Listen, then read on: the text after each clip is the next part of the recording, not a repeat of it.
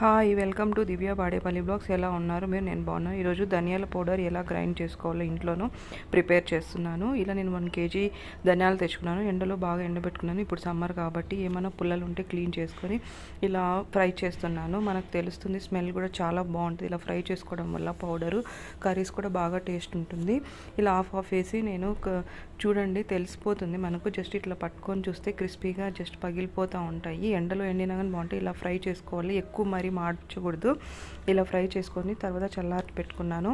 చూడండి ఇంకా half KG ఉంది. సేమ్ ఇలాగనే మనం ఫ్రై చేసుకొని పక్కన పెట్టుకొని క్యారీలో తీసుకెళ్ళి గ్రైండ్ చేయించుకొని వచ్చాను. గ్రైండ్ చేసిన తర్వాత ఆ రోజు నైటు బయట పెట్టేసి వేడిగా ఉంటుంది కదా, ఉండలు పురుగులు పడతాయని చెప్పి పెట్టేసి నెక్స్ట్ డే మార్నింగ్ ఇలా జల్లిపెట్టుకుంటే ఆ గ్రైండ్ చేసిన దాంట్లో ఏమైనా ఉంటాయేమో అని ఇట్లా జల్లిపెట్టి పెట్టుకుంటే మనకు ఎక్కువ రోజులు స్టోర్ అయి ఉంటాయి.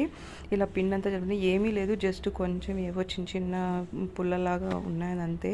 ఇలా చేసి పెట్టుకోవడం వల్ల ఇలా ఉంటలు ఉంటే కూడా స్మాష్ అయిపోయి పురుగు పట్టకుండా ఉంటుంది. ఇలా గ్రైండ్ చేసి ఇలా అంతా జల్లపెట్టిన తర్వాత చూడండి 1 kgకి ఇంత వేస్ట్ వచ్చింది. అంత తర్వాత ఇట్లా బాక్స్లో ఒక కవర్లో వేసి పెట్టుకున్నాను.